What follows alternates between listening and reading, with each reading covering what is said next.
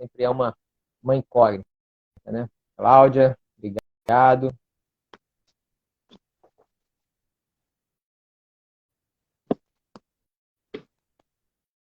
Salve, meu caro, tá me ouvindo? Agora eu tô te ouvindo. Eu não estava antes mudo.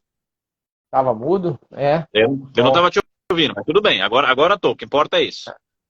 Bom, eu não sei então o que o pessoal ouviu, né? Vou rapidamente aqui refazer a minha apresentação para receber o pessoal nesse nosso hoje 40º episódio da série Vida de Professor. Eu sou Delore, parece estar travado aqui.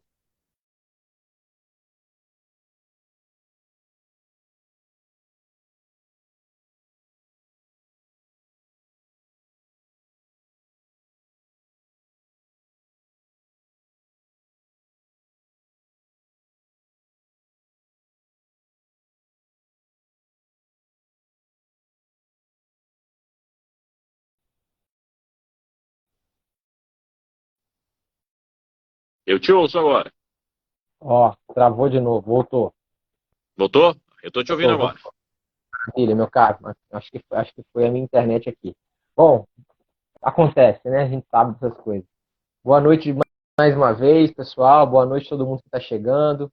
Eu já não sei mais o que o pessoal ouviu ou não, mas hoje é o nosso 40º episódio, meu caríssimo Delore, na nossa série Vida de Professor, né? Uma série que começou lá em 2020, no meio da pandemia, despretensiosamente, e hoje já está no seu 40º episódio, entrevistando professores e professoras de tudo quanto é canto do Brasil, e cada um com história mais interessante, mais diferente, sempre com um grande apoio do pessoal que nos assiste, que acompanha, seja aqui pelo canal do Instagram, seja pelo perfil do Instagram, seja pelo canal do YouTube.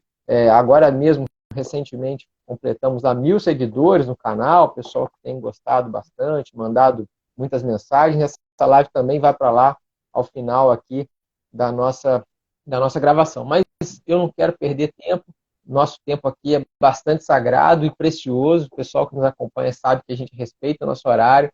Eu queria primeiro, obviamente, agradecer, meu caríssimo Delore, por você ter aceitado o meu convite e por fazer parte também da história desse programa que me dá muita satisfação. E quando você aceitou, a gente conseguiu agendar, confesso a você que eu fiquei bastante feliz. O seu Delore, para quem não conhece, é um renomadíssimo autor, a gente vai falar sobre isso daqui a pouco, é advogado da Caixa Econômica Federal, professor no Mackenzie, professor em inúmeros cursos, professor também na Escola Mineira de Direito, o curso qual eu coordeno, Marco Lima, aí, nosso amigo também, é nosso aluno, está por lá. Enfim, professor em tudo quanto é lugar, praticamente impossível não ter ainda você tido aula com o professor Delore. Meu caro, para te passar a palavra, não sem antes, mais uma vez, reforçando o meu agradecimento, eu queria que você contasse rapidamente para a gente, porque se obviamente essa pergunta você poderia trazer com detalhes toda a sua história, mas eu queria que você contasse para a gente como é que entrou na sua carreira docência? É algo que começou lá na infância? É algo que você pensou em fazer depois que já tinha se formado ou não? Como é que você falou, olha, eu acho que eu quero ser professor. Professor é algo que eu quero. Como é que a mosquinha da docência te picou? Foi quando e de que maneira que se deu? Conta um pouco para a gente aí da sua história, já tão longa, na docência. Obrigado mais uma vez, meu caro. Professor Márcio Faria, eu que agradeço a sua gentileza aqui de público, mais uma vez agradecer o convite, agradecer todos os convites, as parcerias, né? Tem essas coisas de que as nossas histórias se cruzam no direito processual, né? Mas a gente, mesmo sem ter tido presencialmente um contato, sempre que surge um projeto de cá ou de lá, prontamente de um lado ou de outro, tem adesão, é aquela coisa mesmo da amizade que prova que a distância permite que a gente tenha amizade. Nesse ponto, viva a rede social. Né? Tem tanta coisa negativa de rede social. Aqui, posso dizer que né, a gente tem a prova viva de que a rede social pode ser muito útil. E esse teu programa é sensacional. Mas eu confesso que eu assustei quando você falou que já são 40. Eu 40 assisti alguns e ia dizer, deve episódios. ter uns 15, 40 episódios, né? Sensacional. Parabéns. Né? E como tudo que Obrigado. você faz com boa vontade, você faz com carinho, com dedicação, e o resultado não podia ser outro. Estamos aí na 40ª a atuação desse teu programa. Mas vamos lá, que da mesma forma que você diz, o tempo é útil, né? E 1 hora passa voando para a gente conversar. E eu sei que você tem aula, né? Eu também tenho aula, eu estou na instituição, eu estou no Mackenzie agora, e vou depois para a aula, mas a tua aula começa antes da minha, né? Como o nome diz, vida de professor. É isso. Exatamente. E eu acho importante começar, e quando me perguntam isso, eu sempre destaco, eu sempre fui, gente, e sou extremamente tímido. Se eu estou num ambiente que não é um ambiente profissional e não conheço ninguém, eu estou quieto no meu canto e não vou falar com ninguém, né? E aí a pessoa, mas peraí, se é tímido, você é professor? Sim, isso é absolutamente possível, né?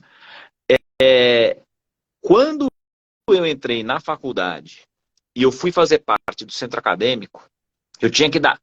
Era a velha guarda, né, Márcio? Não é que nem hoje que manda tudo no zap, tá tranquilo. Tinha que entrar na sala de aula e dar aviso pro Dá pessoal, os calouros, recado. na frente da sala de aula, né? É o raiz, É. né? Não era mandar os grupos de zap a informação. Então, para mim, e aí eu digo isso para todos que têm isso, né? E a gente que trabalha na jurídica, a gente precisa, né, falar. Não adianta. Vai ter que falar com o juiz, vai ter que falar com o desembargador, vai ter que falar com o aluno, vai ter que falar com o ministro, vai ter que falar com tudo. E aí eu tinha que entrar na sala de aula como segundo anista para dar aviso, alguma coisa do centro acadêmico, e eu ficava nervosíssimo, etc, né? Era aquela coisa que ficava suando, e eu nunca, de forma alguma, cogitava ser professor. Sendo que colegas meus do primeiro ano de faculdade falavam, não, porque eu vou fazer mestrado porque eu quero dar aula. Eu nem sabia que era mestrado. E aí já tinha um colega meu dizendo, não, porque eu quero fazer mestrado para lecionar. Eu falei, eu não sei o que eu vou fazer, mas eu sei que essa história aí, que eu nem sei o que é, eu lecionar. Mas é aquela história, né? Quando é para ser, é para ser. Né? E aí, no meu segundo ano de faculdade, eu comecei a trabalhar na assistência jurídica dos alunos da faculdade. Né? E aí, no terceiro ano, eu era do centro acadêmico, e eu fui para ser o diretor da assistência jurídica dos alunos para a população carente. E naquele tempo, estamos falando em 1997, 98, faz tempo, século passado, foi lançado um CD-ROM, que os mais novos nem sabem que é CD-ROM, né, Márcio? Né? Que era uma bolacha, o CD, que É. você punha no computador. Né? Existia isso, né? Quando não tinha internet, pré-internet, essas coisas todas. E aí era um CD-ROM que tinha legislação e tinha modelo de peça. Oh, gente, isso nos anos 90 era o máximo. Será uma E revolução. aí, na Revolução, né? E aí, como bom, e aí esse é o papel também do estudante, né? Ser entrão, cara de pau no bom sentido, eu falei, poxa, isso aqui é para a população carente, é uma ferramenta importantíssima para nós. E eu entrei em contato com a editora, era a editora Saraiva, né? Existe até hoje, não com a força que tinha, infelizmente, mas tem até hoje a Saraiva. E falei, isso, professor Ival, sei que não é da sua época, tá bom, né? Tá bom, maravilha, Nem né? da minha, nem a minha. Pois é, né? Pois é, né? E aí, eu entrei em contato com a editora e falei, olha, eu sou do escritório de assistência jurídica à população carente, eu queria um CD-ROM de presente. E a editora falou, sinto muito, o que eu posso fazer é te passar o contato do autor. E você vai pedir para o autor o CD-ROM para levar para essa tua atividade. Então, beleza. Né? Não sei se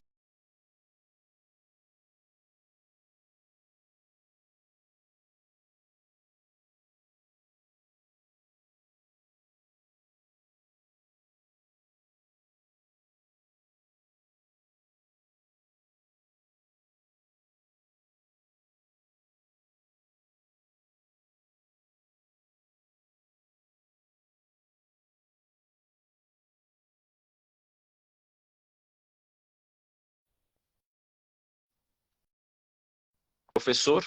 Você deu uma travada, Marcos. Mas você estava me É, ouvindo ou eu, eu, não? eu tirei do Wi-Fi aqui, entrei no 3G, vê se vai ficar melhor. Vamos Maravilha. lá. Você deu uma travada aqui para mim. Pessoal, se estiver Ah, travando o meu também, a minha permaneceu aparentemente, né? Eu vi também as ah. interações. Se alguém caiu alguma coisa, só menciona pra gente, por favor. Então, Márcio, aí, professor Sérgio Luiz Monteiro Salles, ele recebeu o meu pedido e falou, vem aqui conversar comigo. Aí fui lá, pus um terno, né? Que a gente no escritório não trabalhava sempre de terno, né? Pus um terno, pus uma gravata, fui pro escritório dele, expus o que eu queria, falei, ó, sou diretor da assistência jurídica, a gente trabalha, portanto, população carente, vimos o seu CD-ROM espetacular, a gente achou muito bacana, a gente queria esse CD-ROM, mas a gente não tem condições financeiras de bancar o CD-ROM, né? Obrigado, Paola. Travou o meu também, né? Mas beleza que já voltou. E aí, ele quieto, eu lembro até hoje, isso tem mais de 25 anos, né? Ele assim, Márcio, ele assim, não falava nada, só olhando. Ele, sei, você entrou então no meu escritório, você está pedindo o meu produto de graça, é isso? É. Eu falei, ih, lascou. Né? Vou tomar um indefiro de plano aqui, um indeferimento liminar da petição inicial e não O vai rolar famoso nada. passa moleque, né? Exatamente, né? Exatamente. E aí ele chegou e falou, vocês precisavam de quantos? Eu falei, olha, a gente tem 10 computadores lá no escritório. O ideal seria, né, a gente ter 10. Vocês são quantos estagiários? Eu falei, olha, a gente tem aí uns 50, 60. Ele, peraí. Aí ele abriu um caderninho, não sei o que, etc. Pegou o telefone, falou para uma advogada entrar lá e etc. Para encurtar a história. Ele falou o seguinte, eu não vou dar o CD-ROM para vocês. Eu vou dar um curso de processo civil para vocês. E se vocês fizerem esse curso de processo civil, aí, para os que forem bons no curso de processo civil, eu vou dar para cada um CD-ROM. Além de dar o CD-ROM para o escritório, eu vou dar o CD-ROM para vocês. Eu falei, pô, espetacular, sensacional. Então, aquela história. A partir desse momento, eu comecei a seguir, acompanhar, ser assistente do professor Sérgio Luiz Monteiro Salles. Ele deu o curso para gente, ele deu o CD-ROM para todos, eu nunca mais saí do escritório dele, ele virou meu amigo pessoal, com uma diferença de idade de 50 anos, e ele virou meu mentor. E aí ele falava, Delore, você vai ser professor. Eu falava, professor Sérgio, de jeito nenhum, eu sou tímido, eu não sei falar em público, eu não consigo nada disso, não é para mim, não funciona para mim. Ele falou, tá bom. E eu comecei a acompanhá-lo nas aulas que ele dava já em pós-graduação, porque ele já tinha aposentado de graduação, e ele dava em São Paulo e cidades da Grande São Paulo, e eu acompanhava. Ele não tinha muita a facilidade com a tecnologia, então eu ia junto com ele, ele abria o computador, nos que seria um primórdio de PowerPoint para a aula, ele falava, vamos ver o modelo de petição tal, vamos ver o artigo tal do Código de Processo. Gente, isso tudo antes de internet, antes de página do Planalto. E eu comecei a acompanhá-lo. Aí é aquela coisa, né? A gente sempre precisa na nossa vida de pessoas que nos ajudem. E eu, enquanto professor hoje, procuro fazer isso, claro, com uma série de antigos e atuais alunos meus. Chegava em alguns momentos, por exemplo, que vinha uma pergunta de gratuidade, e sem previamente a gente ter esse debate.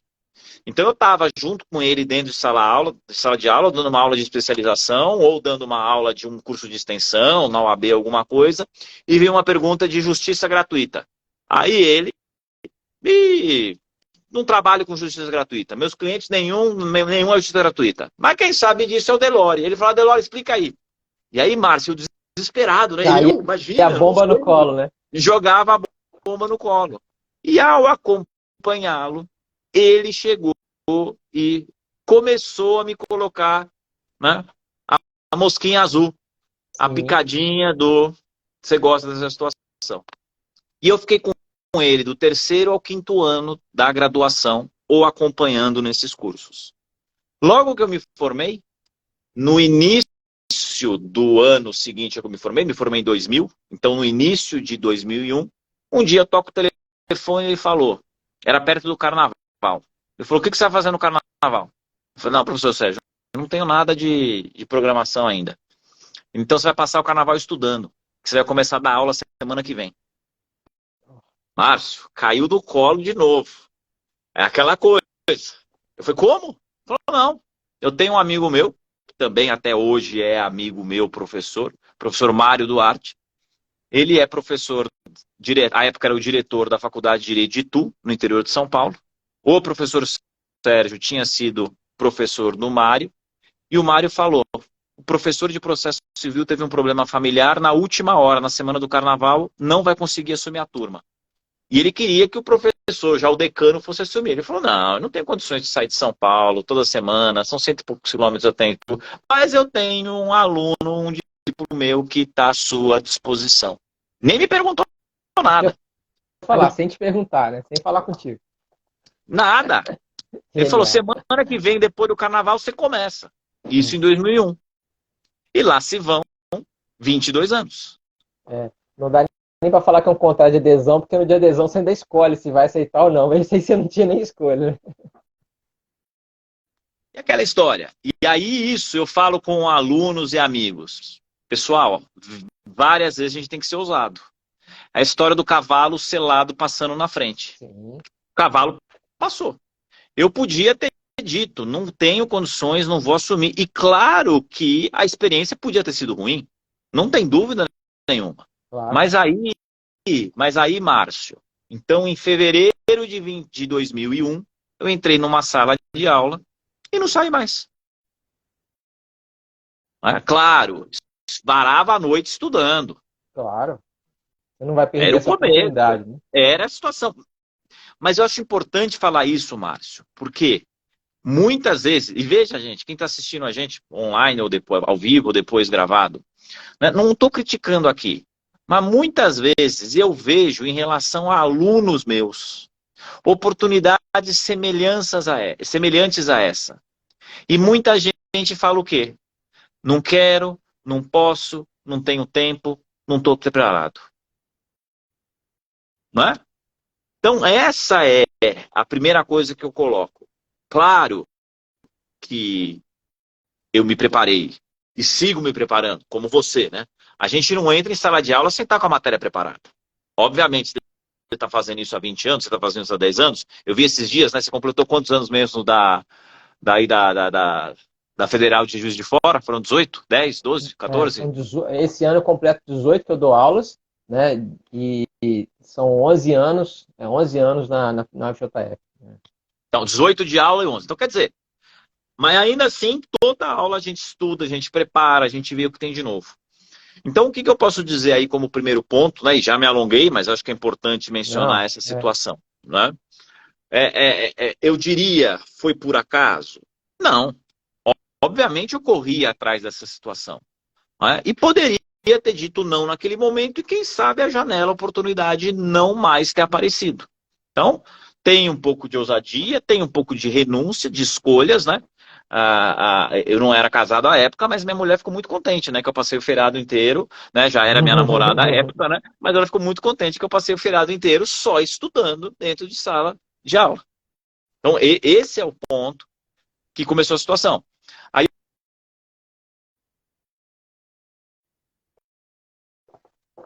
os amigos na faculdade, as primeiras turmas que me escolheram como paraninfo, nome de turma, até hoje no meu livro Manual de Prática, eu faço a homenagem à turma de 2004 da FADTU, que eu mantenho até hoje amigos dessa turma, dentro do meu livro Manual de Prática, junto com a professora Fernanda Tartucci. Que sensacional. E é legal você falar isso, Delore, sobre a oportunidade, né? Eu comecei a dar aula com 6 meses de formado. Eu sempre quis ser advogado, eu nunca quis dar aula, até que eu fui monitor de uma matéria de uma professora que eu já entrevistei aqui, inclusive, a professora Aline, foi minha orientadora de monografia, e foi diretora daqui da faculdade, hoje minha colega, e aí eu fiz uma prova de monitoria, passei, enfim, dei aulas para os alunos, meus calouros, né? Achei aquilo legal, mas enfim, não tinha aquela ideia ainda. Entrei no escritório que eu era estagiário, continuei advogando, 6 meses depois saiu um edital professor substituto. Eu tinha um tema que eu tinha estudado, que era o tema da minha monografia, que era recurso, que era o que eu sabia. Aí eu falei, vamos ver, eu não tenho nada a perder. E aí o que acontece? Na hora do sorteio do ponto, cai exatamente recurso. Aí vamos, não, é para mim. Aí eu passei em primeiro lugar na primeira fase, da segunda em diante eu falei, agora é raça, meu amigo, agora vai ter que ser minha. E aí foi o que aconteceu, eu acabei entrando para dar aula e eu comecei a dar aula em agosto de 2005, e eu tinha viajado com os meus amigos de carnaval em fevereiro, e eu dei aula para eles. E era muito engraçado, porque a gente eu dava aula para o nono período, né, que eram esses meus amigos. Falei, olha, gente, agora aqui nós temos que resolver a situação, porque, né, mudou um pouco a figura aqui, né? E dali para frente eu nunca parei, né? Dei aula 2 anos como substituto, depois fui para uma faculdade particular, e aí então depois voltei como efetivo. Mas é exatamente o que você falou, você tem que estar preparado e tem que ter um pouco de ousadia, de fato, né? Porque você não vai ganhar nada de graça, né? Você só recebeu essa oportunidade porque durante esses 2 anos aí você ficou mostrando seu serviço, ele nunca teria te indicado se você lá atrás, por exemplo, não tivesse mostrado serviço, né? Não tem dúvida, não tem dúvida, exatamente. Foi muito boa a sua lembrança, é boa a sua história. Eu vou aproveitar que eu estou com a palavra e vou te emendar, então, uma outra pergunta. A gente aqui tem, além de fomentar a história dos professores e conhecer melhor um pouco cada um, também não só homenagear professores que foram nossos mestres, e você já fez essa homenagem, mas queria deixar aberto aqui, caso você queira homenagear algum outro professor, e também que a gente pudesse mostrar algumas situações em que o professor chegava, como acontece comigo, eu sei que acontece com você também, aqueles dias que você chega em casa, às vezes acabado, exaurido, mas você fala assim, hoje isso aqui foi sensacional, hoje eu vou lembrar disso, seja uma aula específica, uma palestra, uma pergunta de um aluno, enfim, cita pra gente aí algum momento marcante na sua carreira, e se você quiser também.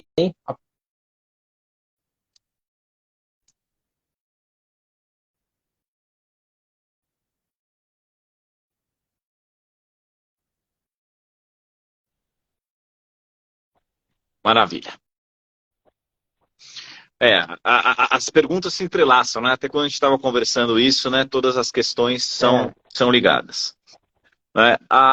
O entrar em sala de aula, e aí eu estou falando de mim de novo, e não sei como é que é isso, Márcio, na tua perspectiva.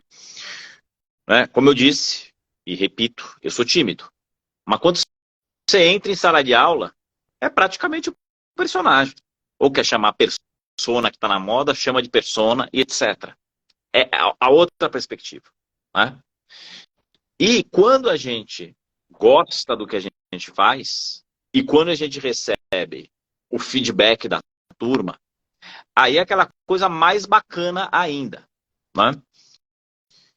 Eu não sou um crítico, e já deu para perceber isso daí, já falei isso antes, de redes sociais, ao contrário, a gente só está falando aqui por força de rede social, né? Reencontrando tanta gente por força de rede social. Mas não tem nada como a sala de aula e você tá na sala de aula e perceber aquele momento em que o aluno aprendeu. Eu não sei se você concorda com essa perspectiva. Isso no online fica mais difícil de perceber. Fica prejudicado. Mas quando você está no presencial, você está explicando alguma coisa, e vem o aluno e dá o entendi, e te faz a sequência daquilo que a gente está conversando, está apresentando, e dá o passo além, isso para mim, Márcio, é o que você fala. Estamos cansados. Né? Esse semestre eu estou saindo de aula terças-feiras às 11 horas da noite. Né? Já ficamos cansados. Eu entro de manhã, né, dou aula, depois vou fazer outras atividades da advocacia, depois à noite volto para a aula agora e vou sair agora da aula hoje às 11 horas. A gente sai cansado. Né? É desgastante. Está de pé, está falando, está isso. Mas quando a gente vê que o aluno aprende, aí é mais bacana. Só que aí uma outra coisa curiosa também, não sei se você passa por isso. Muitas vezes, o melhor feedback é aquele feedback que, como você disse, vale a pena, estou cansado, chegou desgastado, etc. Mas, e aí também é de cada um, pode acontecer isso no presencial não. Mas para mim, o que eu tenho, eu guardo com mais carinho, é no momento em que você recebe, no passado era por e-mail, hoje é principalmente aqui pelo Instagram, uma mensagem de um aluno, seja o aluno de graduação, dizendo, professor, não entendi a matéria, agora entendi. Ou para o colega advogado, né? Porque a gente dá aula na pós, né? Vamos de novo aqui falar do belíssimo trabalho que você faz perante a Escola Mineira de Direito, né? Já recebi algum par de mensagens desses, né? De colegas advogados que nos escrevem em relação a exatamente isso. Poxa, Delore, assisti tua aula tal de tal tema, fiz o pedido para o juiz, está aqui a decisão deferido. Pô, Márcio, para mim isso é aquela coisa. Valeu. Funcionou. É o que dá o diferencial para a gente fala, vamos em frente, vamos funcionar, vamos nessa linha. E como você falou de recurso, uma das situações, e a gente sabe que é um tema difícil, né? Recurso no processo civil brasileiro sempre é muito complexo. E aí eu me lembro de um aluno de OAB, tinha uma live, ainda tem, uma live minha, uma aula minha disponível no YouTube sobre recursos com foco para a OAB. Aí no dia da prova da OAB, na noite do domingo da prova da OAB, não conhecia o aluno. Ele não tinha sido aluno meu. Né? Ele pegou no YouTube Ele alguma viu o coisa vídeo minha. lá. Exatamente. Aí ele jogou no meu site, viu meu contato, aí não lembro se foi e-mail, se foi Instagram ou LinkedIn, sei lá o quê. Ele falou, Delore, sempre tive muita dificuldade com recurso. Vi a tua aula de 45 minutos no site lá do YouTube e tal. Na véspera da prova, caíram 2 perguntas do que você falou e foi a pergunta que me passou para a segunda fase. Valeu. Falei, pô, valeu a você, né? É o que você fala, né? Ganhei o dia, né? Então, quer dizer, a gente fez a diferença para alguém que a gente não conhecia e essa pessoa escreve para a gente agradecendo. E é isso que faz a gente seguir adiante, né, Márcio? É demais, é demais. Olha que coisa engraçada, a gente não combinou isso, eu nem sabia que você ia falar, claro. Semana passada, eu aproveitei que eu tinha uma janelinha aí com a turma, uma questão que houve aqui, eu falei, eu vou explicar para vocês como é que funciona a sistemática dos recursos repetitivos. Não era matéria de recurso repetitivo, a gente aproveitou. E aí fiz um mise-en-scène todo lá, talvez vai ter algum aluno aí na turma que vai falar. Acabou a aula, uma menina, ela me ela falou comigo assim, professor, estou muito feliz, porque eu nunca tinha entendido isso, e agora, depois disso tudo, eu compreendi claramente. E essa matéria, como eu falei, não era matéria minha, né? Eu estou dando aula de execução esse semestre aqui para o pessoal. Eu cheguei em casa tão feliz, eu contei para minha esposa, eu falei, olha, ganhei o dia. Isso era 11h30 da noite, Delore. Eu falei, então ganhei o dia. Não porque ela veio falar comigo, porque eu imagino que outros também possam não ter querido falar, porque são mais tímidos, enfim. Mas eu percebi que o pessoal gostou. E foi um negócio que eu bolei na hora. Eu estava no caminho, no trânsito para a faculdade. Eu pensei, acho que eu vou fazer isso com ele. E aí deu certo. E é muito legal quando isso acontece, né? Quando você imagina que isso funciona, quando a coisa encaixa, realmente vale muito a pena. É muito legal a gente compartilhar essas histórias. Bom, a gente falou de aula, né? E eu queria então, já que eu perdi quem foi a mensagem, peço desculpa, mas alguém falou aqui que essa live está sendo legal para quem está no começo de carreira. Eu queria que você me contasse um pouco, meu caro, como é que é seu método de aula e de avaliação, já que a gente tem aqui futuros professores, futuras professoras, ou que já são docentes e que vão aqui aproveitar um pouco da sua experiência sobre isso. Conta pra gente aí, se você tem alguma dica a respeito disso. E aí, voltando a falar na questão das referências e dos mentores, né, que é a tua primeira pergunta, Márcio. E veja, e eu acho importante a gente falar isso também, não tem problema nenhum que eu vou dizer, ao contrário. Eu copio e copiei, e ainda copio e copiarei os meus grandes professores. Professor Sérgio Luiz Monteiro Salles, que foi com quem eu comecei a lecionar, ele dava uma aula espetacular. Ele ia falar de jurisdição, para explicar o que a jurisdição era una. Ele pegava uma folha de papel e falava, isso aqui é jurisdição. A jurisdição é una. Tá vendo? Essa folha de papel. Mas, por razões de conveniência, aí ele vinha e fazia isso.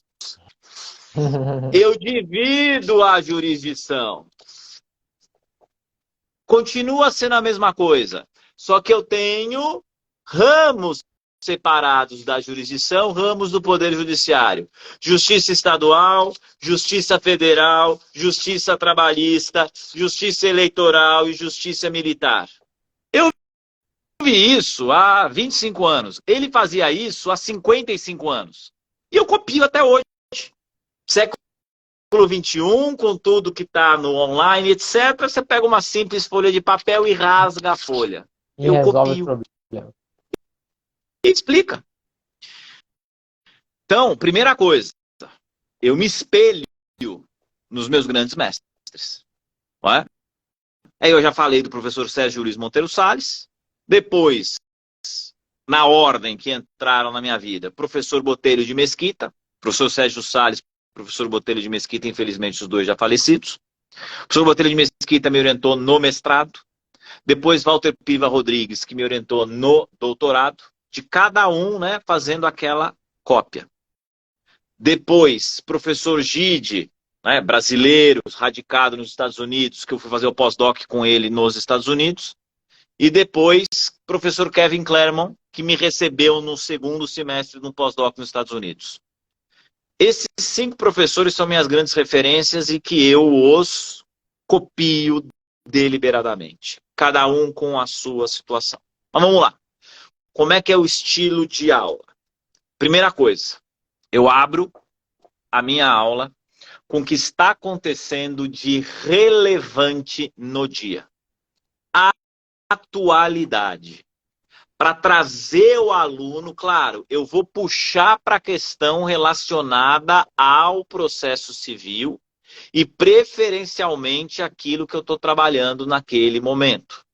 E eu vou dar o destaque relacionado a isso. Então, por exemplo, se a gente abrir hoje os jornais, os portais de internet, a gente vai ter a decisão do STF relacionada à OAB, dizendo que a OAB não se submete ao TCU.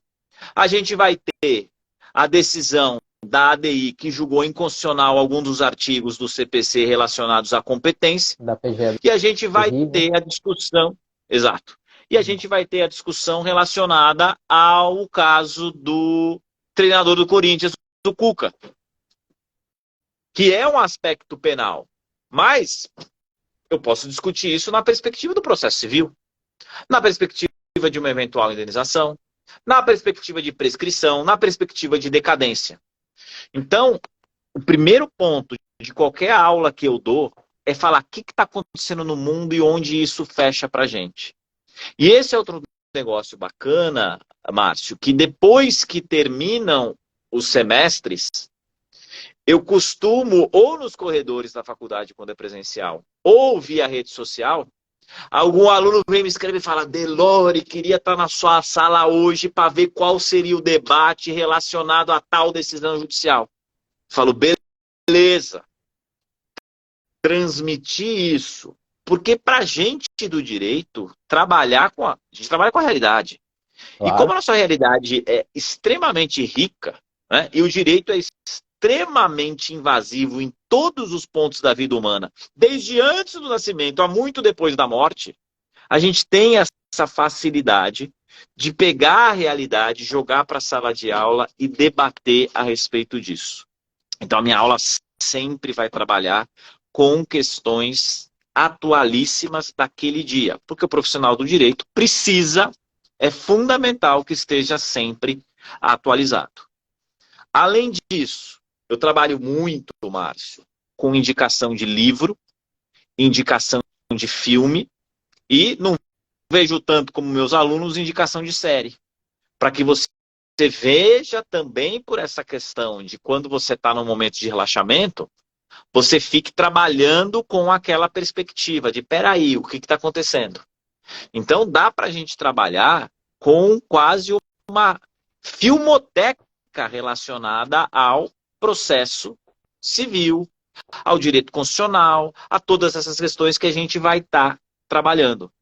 Então, eu sempre vou procurar, tanto na perspectiva relacionada à atualidade, quanto na aula, algum tema que a gente vai trabalhar, puxar para essas situações de que a gente consiga, pela literatura, pelo cinema, por séries, trazer isso para a aula. E eu vou sempre trabalhar com um caso, um problema, né? A gente do processo, qual é a lead, qual é o conflito, qual é a situação. Tentar trazer para a realidade do aluno aquilo que acontece. Né? Então, eu falo, você teve na tua casa um problema com a internet, um problema com o celular. Como é que a gente vai trabalhar com isso? Se eu estou falando em petição inicial, maravilha. Se eu estou falando mais de teoria geral do processo, eu brinco, dá para a gente sair na loja quebrando toda a loja de celular? Aí eu trabalho com autotutela, com essa situação. Né? Sempre trabalhando com isso. E a minha prova vai nessa linha. Eu não chego ao grau do Medina, né? Que faz umas provas quase um romance. Eu sei que ele teve aqui com você, né? As provas do Medina são sensacionais, né? Mas dá mais trabalho, acho que fazer a prova do que eu corrigir a prova, né? Dá. Né? Dá, com certeza. E aí, na minha parte de avaliação, eu vou sempre perguntar questões de OAB e de concurso público, não porque isso seja o meu foco, eu não vou discutir em sala de aula para graduação, né? Se eu estou num curso preparatório, claro que esse é o foco. Claro, mas né, o fim, o objetivo, depois que você tem o conhecimento, é exatamente você chegar e ter esta, né, aprovação numa prova, num concurso, no mínimo na prova de OAB, o pessoal vai ter que passar. Então eu trabalho muito na linha de caso concreto, eu trabalho muito na linha de atualidade para enriquecer a situação, né? E depois em que a gente tem, né, eu tive a experiência no exterior, não que eu não precisasse dessa experiência para saber isso, mas os americanos trabalham muito nessa linha do tal do storytelling, né? De contar a história. A gente aprende muito mais quando a gente coloca isso numa linha de realmente uma história, com começo, meio e fim. Então, exemplo ajuda, caso concreto ajuda, né? E essa minha experiência no exterior foi bem interessante para ver também um outro estilo de aula, né? O tal do método socrático, em que o professor chega e não expõe e simplesmente joga para todo mundo, mas quando você vai trabalhar contando uma história, a coisa acaba ficando bastante interessante. Concordo contigo. Estão falando aqui, ó, eu vou concordar com ele também. Deixa eu ver o que você tá aqui. O Daniel, que deveria cobrar ingresso. Eu quero pagar esse ingresso aí também para assistir essas aulas. Eu já assisto as tuas online e assisto depois, né? Vou cobrar ingresso para poder pagar o ingresso para assistir Imagina, as né? aulas presencialmente. Eu tô vendo um monte de ex-aluno aqui, é muito bacana, né? O Daniel tá aí, o Paulo Sérgio, faz tempo que eu não vejo o Paulo Sérgio, faz tempo que eu não tenho notícia desse. Bom te ver, Paulo Sérgio, saudade de você. Então tá sendo muito bacana isso também, né? Ex-alunos aparecendo aqui, né, Márcio? Exatamente. E não foi nada combinado, é bom avisar, né? Porque a gente traz a claque, né? Mas não foi o caso. Né? Não foi o caso. Bom, meu caro, uma outra coisa que eu queria te perguntar, e obviamente que tem a ver com a nossa carreira de professor, diz respeito à escrita. Né? Eu tenho recebido, principalmente agora, nos últimos tempos, muitas mensagens também por rede social e de alunos e ex-alunos sobre dificuldades que as pessoas têm de escrever um trabalho de final de curso, um artigo jurídico, uma petição. E você é claramente uma máquina de produção. Né? Você é um autor, além de renomado, um autor com muita produtividade. E eu estou aqui com minhas mãos, apenas dois dos seus milhares de livros, quase isso, né? Esse aqui é a Teoria Geral do Processo, um livro escrito em coautoria com outros grandes amigos, autores, inclusive interessante dizer que a Andréa estava por aqui, não sei se ela ainda está aí, eu até mandei uma mãozinha para ela por aqui. Andréa, Carlos Augusto, Luiz Eduardo e Delor escrevem sobre TGP, e esse livro que eu falei ontem em sala de aula, o pessoal que está aqui pode confirmar ou não, os comentários, você percebe, o pessoal vê que isso é quase um vade-mecum, né? E essa minha edição nem é a última, então eu acredito que ela já deve estar maior, né, do que essa que está aqui na minha mão. Um livro que Delor escreve junto com meus amigos Gajardoni, Grande Gaja, Zulmar e meu amigo André, que por incrível que possa parecer, foi a pessoa que me fez entrar no Twitter e que depois sumiu, nunca mais apareceu, mas André que me convenceu a entrar no Twitter, aqui em Juiz de Fora, quando ele veio dar aula aqui um dia, a meu convite, nós viemos juntos no carro, e ele foi me mostrando como é que funcionava esse mundo do Twitter, e aí eu falei, olha, tá bom, vou tentar, André. E aí, desde então, eu não saí mais, e André não está mais por lá, mas fica aí o meu abraço, depois a gente manda essa live para ele, quem sabe é dia ele assiste. Mas enfim, falando especificamente sobre escrita, eu queria que você contasse para a gente aqui um pouco, meu caro, o seu método de escrita. Não, obviamente você não vai cantar todos os seus segredos, né, mas dá algumas dicas aí para quem está começando a escrever ou para quem já escreve, tem aquele trauma da página branca. Conta para nós aí como é que funciona o seu método, o seu dia a dia de escrita. Bom, em primeiro lugar, Marcelo, de novo é a amizade nossa tá dizendo isso, né? A gente se esforça, né? O ponto é o seguinte, tudo na vida, a gente precisa ter método e precisa ter persistência. Né? Posso dizer que mais importante é a persistência. Quando eu comecei a lecionar, a ideia principal era, eu vou trazer, e a gente está falando do início dos anos 2000, né? Não tinha rede social, não tinha TikTok, não tinha nada, etc. Né? E a gente pegava os livros jurídicos e era aquela coisa, linguagem pesada, o português como falado nos tribunais, do egrégio, do SMJ e etc. Nada contra quem entenda, e tem gente que pensa assim, são visões de mundo, de que a gente deve escrever também querendo puxar o leitor para ter um acréscimo no português. É uma visão de mundo. De que a gente, enquanto professor, no momento que está explicando, está trazendo também novas palavras para o vocabulário do leitor. É legítimo. Mas a minha visão é, se eu quero explicar processo civil, se eu quero explicar recurso, como você disse, repetitivo, que é um troço complexo demais, ao invés de usar um obsta na hora de falar, por que não escrever em pad? Então, essa é uma preocupação que eu sempre tive e tenho. E com alguns autores meus tem até um embate. Alguns, não, vamos escrever um texto um pouco mais técnico. Eu falo, não, rebuscado. Eu falo, não, nós temos que ser claro. Não, mas se o leitor tiver com a dúvida do obsta, ele vai abrir um dicionário, vai ler e vai agregar ao vocabulário dele. Eu falei, ele vai perder tempo, o foco dele agora não é esse.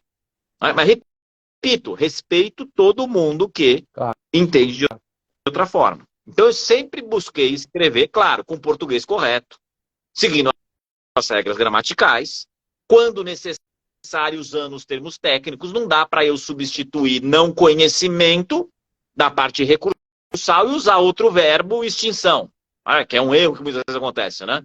Confundir extinção com não conhecimento. Quando é para falar não conhecimento, é não conhecimento. Quando é para falar juízo de mérito, é juízo de mérito. Eu vou falar dar provimento e não julgar procedente o recurso, dar provimento ao recurso. A gente tem que trabalhar, claro, com a técnica. E aí, algo que eu ouvi do meu primeiro editor do livro Manual de Prática, que nova edição está saindo do forno agora, com a professora Fernanda Tartucci, em que quando a gente estava soltando a primeira edição, a gente preocupado, né, eu e a Fernanda, preocupados, e aí o editor, que é o Valdir, né, está na Juspodium hoje, você deve conhecer. O Valdir vira e fala, Delore, Tartucci, a primeira edição é o rascunho da segunda edição. A segunda edição é o rascunho da terceira edição. Você sempre vai poder melhorar o livro. Mas você precisa pôr uma hora que você precisa falar, chega e vai no livro. Márcio, daquelas coisas que você fala, na hora que eu vi isso, pode parecer banal, mas na hora que a gente está escrevendo, seja um artigo, seja um TCC, seja uma tese, seja a dissertação de mestrado, a gente precisa entender que é óbvio que aquilo pode melhorar. Óbvio, a gente vai se esforçar. Então, voltando, ter em mente que sempre pode melhorar, ter método, e aí cada um ter o seu, e ter persistência. Poxa, tô cansado hoje, será que eu vou estudar um pouquinho mais para escrever o livro? Vou. Eu lembro que tinha um meme, não sei se você vai lembrar desse meme, e eu senti muito isso escrevendo o manual, né, que você mostrou aí pra gente. Você tá com a edição anterior, você precisa receber a nova, né? Preciso te mandar a nova edição, coisa feia você não tá com a nova edição, não ter te mandado. E aí, era assim, imagina, para. E aí, eu preciso mandar pra você, meu amigo, para. E aí, quando eu vi esse meme, eu lembrei muito. E a gente passou, os 4 autores, várias madrugadas, vários finais de ano, escrevendo o livro. 31 de dezembro e 1º de janeiro é dia para escrever o livro. Aí o meme mostrava um sujeito estudando 23,58, sujeito estudando 23,59, aparecia 00, o mesmo sujeito com cara fechada, soltando um rejão de ano novo, 0001, o sujeito estudando de novo. Estudando de novo. São escolhas. Você não precisa escolher o que você quer escrever, mas se você escolher o que você quer escrever e você quer trazer para o público, seja o público, o professor da graduação no seu TCC, a banca de mestrado, a banca de doutorado, ou para aqueles que vão escrever um artigo ou um livro, o público maior, a gente precisa que exista essa persistência, esse respeito a quem vai perder o seu tempo lendo para nós. Então, o meu método, estuda antes a respeito do tema, levantando a bibliografia e jurisprudência, acho fundamental, né, do direito brasileiro você trabalhar com jurisprudência, nossos tribunais reescrevem os códigos, isso é tema para uma outra discussão, né? Mas os tribunais fazem isso, então precisa ter essa situação. E o meu horário de produzir, de funcionar é de madrugada. Cada um vai escolher o seu.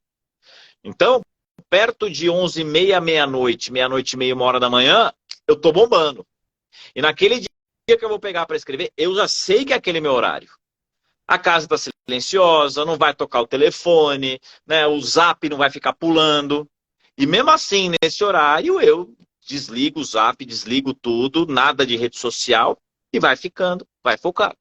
Então, preparação prévia vem pela leitura bibliográfica e jurisprudencial, definir um horário em que eu sempre vou trabalhar, tendo em mente quem vai fazer a minha leitura, que o leitor quer aprender aquele aspecto do direito, ele quer ser o mais efetivo para aquela pessoa, mais do que eu me preocupar com a questão relacionada ao estilo, repito, com o português correto, mas em passar a mensagem para que seja útil.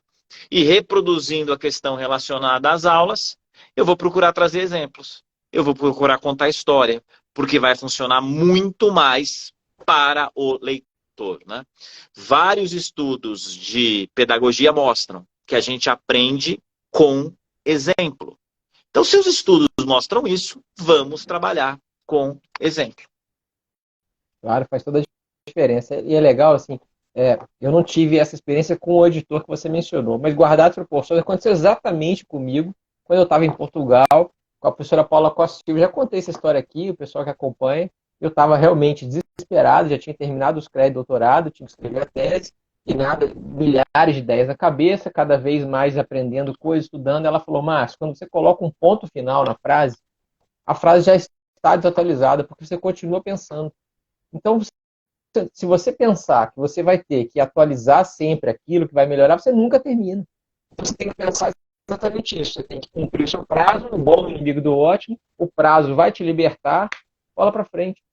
E isso fez tanto sentido para mim, Débora. Eu lembro como se fosse hoje, a gente sentado tomando um café depois que a aula dela terminou lá na Faculdade de Direito de Lisboa. Minha vontade é quase que escorreu uma lágrima na hora que eu ouvi essa frase, porque realmente fez toda a diferença para mim. E eu saí de lá focado e terminei a tese, publiquei o livro sobre a lealdade, a gente já conversou sobre ele, inclusive, enfim, e que hoje está desatualizado, mas que amanhã vai estar de novo e sempre vai acontecer. E é legal você mencionar isso, porque isso é muito importante. Né? Os alunos têm que saber, qualquer pessoa que está nos assistindo tem que saber que além do método, da disciplina, você realmente tem que buscar, pensar que não vai conseguir nunca chegar à perfeição. Você precisa sempre se esmerar para conseguir. Meu caro, eu também tenho várias questões para colocar, mas como a gente tem outras perguntas, a gente pode até depois fazer uma segunda live, mas eu quero seguir, porque eu quero te ouvir ainda para falar sobre uma outra coisa muito importante para nós, que é o exercício de profissões simultaneamente. Você já mencionou que dá aulas de manhã, à noite, escreve de madrugada e à tarde você advoga. Você é advogado da Caixa Econômica Federal, como muita gente sabe, você tem inúmeros processos importantes parados pelo Brasil afora. Eu queria que você me contasse um pouco se você percebe alguma vantagem ou desvantagem do exercício simultâneo dessas duas profissões. Essa pergunta é super relevante, mas para a gente entender vários aspectos. Primeiro ponto, pegar o modelo americano. Quando você chega nos Estados Unidos e fala que é professor e advogado, o pessoal regala o olho. Como? Que é isso? De jeito nenhum. Não é da cultura dos Estados Unidos isso. mesmo as disciplinas processuais, procedimentais mais práticas. Porque é a visão de mundo deles. E eles até ficam surpresos com essa situação. E como sempre, cada sistema tem as suas vantagens e desvantagens. Eu digo, e isso muitas vezes era dito pelo professor Botelho de Mesquita, que além de ser excepcional professor, era um baita de um advogado. Né? E eu tive o prazer, junto com outros colegas, de participar de um grupo de pesquisa que a gente se reunia na casa dele, quinzenalmente, às quartas-feiras à noite, para debater processo. Pô, meu, o que eu aprendi nesse período, meu amigo? Né? Eram todos nós orientando dele, ele já próximo da aposentadoria, e a gente debatia o tema da semana, um assunto. Isso deu origem a alguns artigos publicados na Repro, na revista de processo. Foi um período muito bacana em que eu aprendi muito. E ele sempre destacava para nós o seguinte: processo é resolver problema. Processo é resolver a vida das pessoas. E aí, claro, uma visão totalmente diferente da americana. Não adianta nada se teorizar 1000 elucubrações a respeito do processo se isso não resolve o litígio. Se isso não resolve o problema da parte. Não importa. E para nós, e aqui falando especificamente para o pessoal do processo civil, para a gente saber se vai funcionar o recurso repetitivo, pegando de novo esse gancho, é ver se na prática, quando o STJ decidiu repetitivo, vai funcionar ou não. Se a galera vai aplicar ou não. Exato. Ah, a teoria é linda, mas não funciona na prática. Então a teoria é ruim. Ponto final.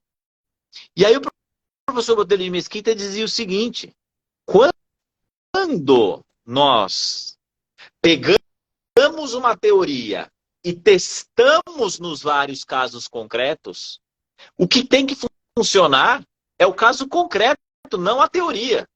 Se você chega e fala, essa teoria não funciona nesse caso concreto, esquece o caso concreto? Não! Esquece a teoria.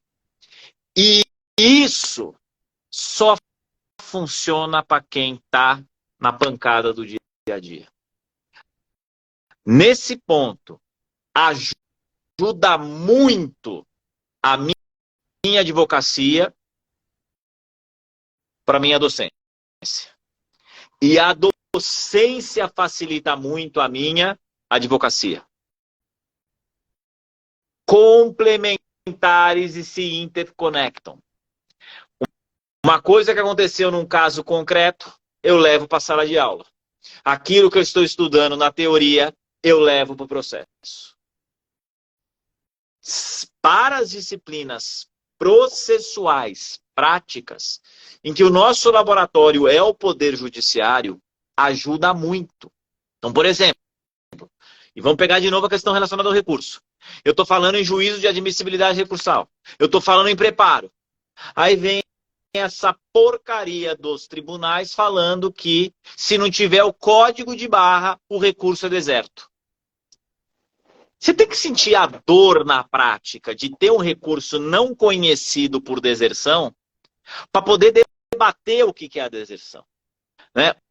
O drama da tempestividade com feriado local, que é absurdo, né? Que de novo essa semana o STJ, que semana que passou o STJ disse que o calendário do site funciona. Quanto tempo a gente perdeu discutindo isso? Se a gente não tem essa análise prática, não importa o grau, em maior ou menor grau, não importa, a gente acaba ficando um pouco descolado da realidade. O sofrimento, a dor do advogado ajuda o professor. A dor e as dúvidas do professor ajudam o advogado. Para quem está aqui conosco, e o Walter acabou de falar, para quem está aqui conosco, querendo ir para a docência na área especificamente do direito processual, procure sempre ter um contato com a realidade, porque isso vai te renovar para o bem e para o mal. A irritação de ter um recurso não conhecido por força de uma indevida intempestividade, rigidez de jurisprudência defensiva ou uma guia de custas, isso nos estimula, enquanto docentes, a escrevermos, né, com conhecimento de causa relacionado a essas questões. Então, nesse ponto, me parece importantíssimo este diálogo entre a prática e a teoria, entre a docência e a advocacia. Concordo integralmente, meu cara. Eu sou suspeito para falar porque, né, eu comecei do lado de lá, né? Comecei sendo advogado, né? Eu cuidava de 13 mil processos contenciosos. Então, o que eu tinha de recurso deserto, o que eu tinha de tempestividade por feriado e tudo mais que você mencionou, e aí a minha dissertação de mestrado, por exemplo, foi exatamente sobre isso, sobre a experiência defensiva. Os meus primeiros textos na Repro foram sobre esse. Eu vou aproveitar um segundo para contar essa história. Eu estava no escritório, eu trabalhava, a professora Tereza Rudalvin me ligou na minha mesa. Eu não acreditei. Eu falei com ela, olha, eu só sei que é a senhora porque eu acabei de voltar de Brasília e assisti uma palestra sua lá. Porque naquela época não tinha live, né, essas coisas todas, né? Então eu estou reconhecendo a voz da senhora, mas eu não estou acreditando que a senhora está me ligando aqui. Eu tinha mandado um artigo para a Repro, isso em 2008, e ela me liga dizendo, olha, Márcio, eu gostei muito do seu texto, eu queria saber de onde saiu essa ideia. Eu falei, olha, professora, que pancada que eu tomei.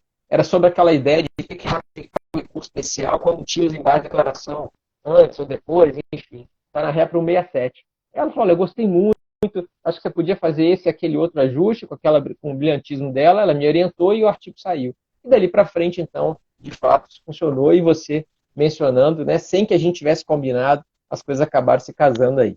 Bom, meu caro, para a gente cumprir nosso prazo, porque prazo também é muito importante para nós, advogados e professores, né? Daqui a pouco tem que entrar em sala, você também. Eu queria obviamente, antes de reforçar o meu agradecimento, né, essa hora passou voando aqui para todos nós, os elogios todos aqui que eu tenho acompanhado são realmente impressionantes, como já era de se esperar, aliás, pela sua didática, pelo seu brilhantismo.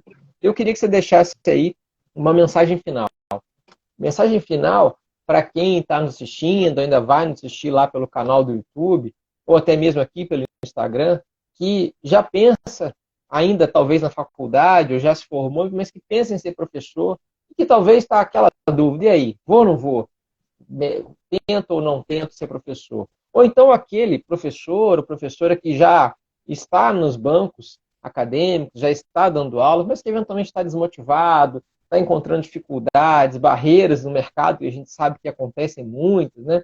Eu queria que você pudesse deixar uma mensagem final para esse professor, para essa professora que está nesses dois cenários aí. E mais uma vez, meu caro, muito obrigado de verdade por você ter aceitado o meu convite, ter participado aqui, ter dado esses depoimentos sensacionais, todo mundo aqui te elogiando, e como não poderia deixar de ser. Obrigado mesmo. A palavra é sua, meu caro.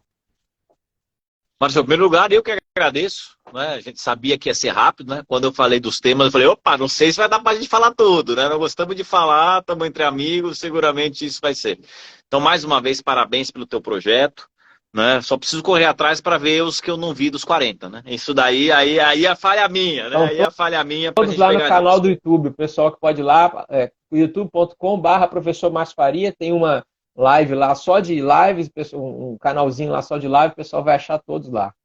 Eu vou ver os que estão faltando para eu ver. Preciso completar o álbum com todas as figurinhas aí faltando, né? Uma maravilha. Mas vamos lá, né? A docência ela é muito gratificante, pelo que a gente comentou aqui. Só que, por outro lado, ela tem as suas dificuldades. E eu sei que você já comentou aqui em vários outros momentos e etc. Né? Eu não sei a tua visão a respeito disso, mas a sala de aula está mais difícil depois da pandemia. Né? Questão de conversa paralela, uso de celular e etc. Então, existem, não tem dúvida nenhuma, as dificuldades. Mas vamos falar, né? Não foi fácil para ninguém 2 anos fechado dentro de casa. Tá? Mas o ponto é o seguinte, se você tem, como você usou, e muita gente até mencionou isso aqui, né? A mosquinha da docência te picou. Se você tem a pretensão, ou se você já teve, como você disse, né? Muitas vezes a gente conversa com professores, né? Especialmente, repito, pós-pandemia, puxa, tá difícil a sala de aula, como é que tá, e etc. Pessoal, foi escolha. Porque queremos para o futuro, porque quisemos para o passado, porque seguimos querendo para o presente. A gente se dedica, a gente se prepara, a gente dá o nosso melhor para o aluno. Isso vai trazer resultado. Pode não ser imediato, pode ser no dia seguinte, pode ser daqui a uma semana, pode ser daqui a um mês. Mas da mesma forma que eu recebo essas mensagens positivas, e o próprio Márcio mencionou, né? E essa é mais legal, né, Márcio? Quando é ao vivo de bate-pronto, aí a gente fica mais contente ainda. Mas é aquela história. A gente pega a docência como verdadeiramente uma missão, com um objetivo de vida, de transmitir o conhecimento para que cada um daqueles nossos leitores, alunos, pares, que sejam atingidos por nós, tenham uma melhora em relação ao seu conhecimento pessoal, seu conhecimento profissional, e no fim do dia, para que todo mundo tenha uma vida melhor, mais satisfação, mais alegria, que é o papel do professor, que seguramente todos nós aqui temos, como eu já mencionei, 5 dos meus... E tem outros, né? Mas eu mencionei 5 dos meus professores que marcaram a minha vida e que seguramente todos os outros têm aqui. Não tenha o receio de falar. Eu vou me espelhar naquele que me influenciou. É o agradecimento que eu faço a todos os professores que eu tive, que mudaram a minha vida e que eu procuro agora retribuir para aqueles que são meus alunos, para aqueles que são docentes, para aqueles que são meus pares. É isso, meu amigo. Obrigado, meu caro. Sensacional. De verdade mesmo.